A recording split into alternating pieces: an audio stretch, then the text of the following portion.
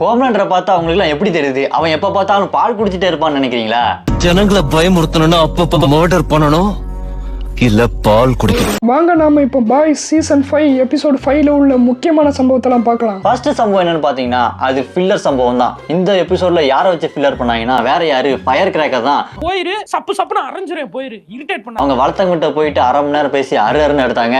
அப்புறம் டிவி நியூஸ்ல வந்து அருன்னு அறுத்தானுங்க. இந்த மாதிரி ஃபயர் கிராக்கர் வச்சு ஃபில்லர் வச்சுட்டு இருந்தானுங்க. ஆனா இது எதுக்கு அப்படின்னு இந்த எபிசோட கடைசியில தான் தெரிஞ்சது.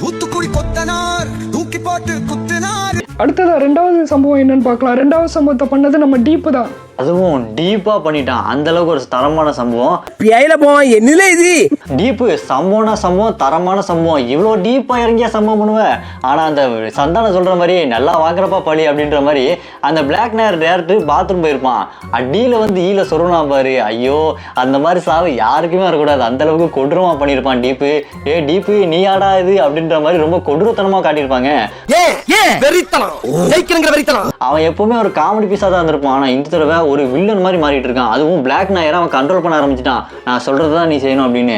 இதெல்லாம் பார்க்கும்போது டீப்புக்கு ஏதோ ஒரு சம்பவம் காத்துட்டு இருக்குன்னு நினைக்கிறேன். அடுத்து மூணாவது சம்பவம் என்னன்னா சிஸ்டர் சேஜோட சம்பவம் தான். சிஸ்டர் சேஜ் அவ என்ன பிளான் பண்றானே தெரியாம இருந்தது. ஏன்னா இந்த பக்கம் சோல்ஜர் பாயை குத்தி விட்டுட்டு இருக்கா, அந்த பக்கம் ஹோல்மேண்டர் ஹெல்ப் பண்ணிட்டு இருக்கா.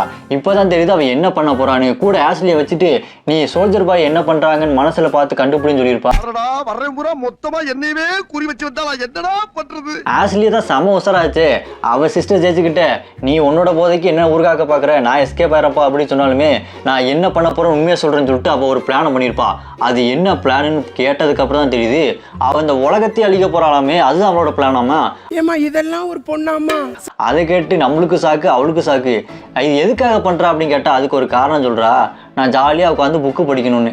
இதெல்லாம் ஒரு காரணமா? புக்கு படிக்கணும்னா போய் லைப்ரரியில் உட்காந்து படிக்க வேண்டியதுன்னா உலகத்தில் உள்ள எல்லாரையும் போட்டு தள்ளிட்டு தான் புக்கு படிக்கலாமா? ஹோம்லேண்டர் தான் பெரிய சைக்கோன்னு பார்த்தா இவ அதுக்கு மேலே பெரிய சைக்கோவா இருக்கா.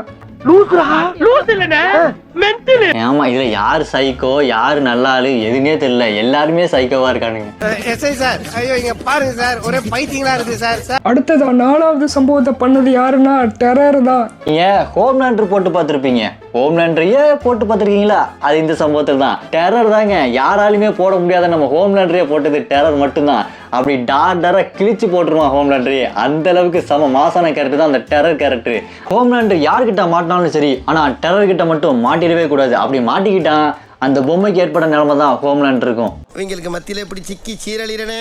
அடுத்தது அஞ்சாவதா சிறப்பான தரமான சம்பவத்தை பண்ணது நம்ம சோல்ஜர் பாய் தான். அதுவும் இப்படி பண்ணுவான்னு கொஞ்சம் கூட எதிர்பார்க்கவே இல்லை. மேரத்தான்னு அவங்க குரூப் இருக்க எல்லாருமே ஹோம்லேண்டரை போட்டு தள்ளுறதுக்காக அங்கே ட்ராப் பண்ணி வச்சு வாயிலிருந்து கெட்ட நாத்து அடிக்கிற அவன் நம்ம ஹோம்லேண்டரையே மயக்கம் போட வச்சிருப்பான். அதை யூஸ் பண்ணி மேரத்தானு இவனை கொண்டுருங்க, இவனை கொண்டா நம்மளாம் ஜாலியாக இருக்கலாம் அப்படின்னு சொல்லி பிளான் பண்ணுவான். அப்போதாங்க சீனில் ட்விஸ்ட் ஆமா அப்படின்ற மாதிரி அவன் என் பையன்டா, என் பையனை நான் மட்டும் தான்டா போடுவேன் அப்படின்னு சொல்லிட்டு ஹோம்லேண்டருக்கு ஆப்போசிட்டாக மாறுவான்னு பார்த்தா ஹோம்லேண்டருக்கு சப்போர்ட் பண்ணி மேரத்தானு கூட இருக்க எல்லாத்தையுமே கொள்வான். அதுவும் அவன் கொள்றதெல்லாம் செம்ம காமெடியா இருக்குங்க. ஃபர்ஸ்ட் சீசன்ல ஃபர்ஸ்ட் எபிசோட்ல ரொம்ப சீரியஸான ஒரு சீனை இந்த சீசன் எபிசோட்ல ரொம்ப காமெடியா எடுத்து வச்சிருப்பானுங்க. குறுக்க வரணும் எல்லாருமே சட்னி ஆக்கியிருப்பான் அந்த மேரத்தானு. அதுவும் நம்ம சோல்ஜர் பாய் கலக்கியிருப்பான். அந்த ஆக்ஷன் சீன் வெறித்தனமா இருந்திருக்கும். நாங்கெல்லாம் சிங்கத்தோட உண்ணாக்க வெட்டுக்குன்னு பிடிங்க திங்கிறீங்கடா. அடுத்ததா கடைசியா சம்பவம் பண்ணது நம்ம ஹோம்லேண்டர் தான். அதுவும் இந்த சம்பவத்தை செஞ்சுட்டு எதுவும் நடக்காத மாதிரி கேஷுவலா போவோம் பாருங்க, அதுதாங்க ஹோம்லேண்டர். அந்த கேரக்டரே அப்படிதான். அது என்ன சம்பவம்னா இந்த ஃபயர் கிராக்கர் வாய் வச்சுட்டு சும்மா இல்லாம சோல்ஜர் பாய் கிட்ட என்னமோ அவன் புருஷன் மாதிரி எல்லா விஷயத்தையும் பேசிடுவா. அதில் என் மனசுக்குள்ள ஜீசஸுக்கு தான் இடம் இருக்கு, இப்போ நான் இங்கே ஹோம்லேண்டரை எங்கே கொண்டு என் மனசில் வைக்கிறது அப்படின்னு சொல்லிட்டு உளறிட்டு அதே நிமிஷம் பயந்துட்டு ஐயோ உளறிட்டமே இவன் போட்டு கொடுத்தானே கதை முடிஞ்சிருமே அப்படின்ட்டு நான் அவரை கடவுளை தான் பார்க்குறேன்னு சொல்லிட்டு சமாளிச்சிருப்பா. நான் உங்கள்கிட்ட விளையாட்டா பேசுகிற புறாடிக்கிட்ட அம்பிட்டீங்க. ஐயோ ஐயோ. ஆனா இங்கதான் சோல்ஜர் பாய் அவன் வேலையை பார்த்து விட்டான். அப்படியே ஹோம்லேண்டர் பக்கமா போயிட்டு நான் இனிமே ஃபயர் கேக்க கூட இருக்க மாட்டேன், அவன் உன்னை பத்தி ஏதோ ஒன்று சொல்லியிருக்கா அப்படின்னு சொல்லிட்டு போட்டு கொடுத்துருவான். அப்போ ஹோம்லேண்டர் ஓரளவுக்கு நல்லவனா தான் நடப்பான். நீங்க இருந்து கிளம்பிடு, உன்னோட லக்கேஜெல்லாம் எடுத்து கிளம்புன்னு சொல்லிட்டு அவன் போயிடுவான். போயிருக்கலாம்ல, எஸ்கேப் ஆயிருக்கலாம்ல. தேவையில்லாம நான் உங்களை லவ் பண்றேன், உங்களுக்கு அன்பு வேணும், நீங்க கடவுளா இருந்தாலுமே நான் உங்களுக்கு அன்பு கொடுக்குறேன், குடிடா குடி நல்லா குடி அப்படின்னு சொல்லிட்டு குடிடா பேசி பேசியே ஹோம்லேண்டர் செம்மையா கடுப்பேத்தி விட்டா. நான் கூட என்னடா போன சீசன் மாதிரி பால் கொடுத்து கரெக்ட் பண்ணிடுவான்னு பார்த்தேன். நானும் அப்படிதான் ஏதோ ஆறாரோ ஆறிறாரோ அப்படின்னு சொல்லிட்டு ஹோம்லேண்டர் மறுபடியும் தாளாட்ட ஆரம்பிச்சிருவாங்கன்னு நினைச்சேன். அங்கனா பாத்துட்டு இருக்கேன். பாடி டெட் பாடி ஆயிடும். தரமான சம்பவத்தை பண்ணிட்டார் ஹோம்லேண்டர். ஃபயர் கிராக்கர் தலையை அந்த கழுகோட இதுல கொண்டு போய் சொருகுனா பாருங்க. ஐயோ அவ்வளவுதான், இது வரைக்கும் அவ பட்ட கஷ்டமெல்லாம் வேஸ்டா போயிடுச்சு. ஆனா ஒண்ணு மட்டும் புரியுது, ஹோம்லேண்டர் கூட யாரெல்லாம் நெருங்கணும்னு நினைக்கிறாங்களோ அவங்க கதைலாம் அதோ கதை தான். சூனாப்பானா சுப்ரீம் கோர்ட்டே வந்தாலும் உனக்கு ஒண்ணும் பண்ண முடியாதா? இதை இப்படியே மெயின்டைன் பண்ணு. இந்த எபிசோடு 5 ஸ்டார்டிங்லேருந்து ரொம்ப நேரமாக ஃபில்லர் எபிசோடு மாதிரி இழுத்துக்கிட்டே இருந்தாங்க. கடைசி கொஞ்ச நேரத்தில் தான் இந்த பாய்ஸ் எபிசோடு பார்த்த ஒரு ஃபீலிங்கே இருந்தது. இதே மாதிரி ஃபுல் எபிசோடு இருந்தால் ரொம்பவே நல்லாயிருக்கும். அடுத்த எபிசோட்லையாச்சும் இந்த மாதிரி ஃபில்லர் இல்லாமல் தேவையில்லாத பேக் ஸ்டோரி வளவளன்னு பேசிகிட்டு இருப்பானுங்க. அதுவும் அவங்க ஊர் இதில் என்ன நடக்குதுன்னு பேசுவானுங்க. அதெல்லாம் இங்கே தேவையே இல்லை. அது உனக்கு அசிங்கம்னே தெய்வமே. அடுத்து இன்னும் 3 எபிசோடு பாக்கி இருக்கு.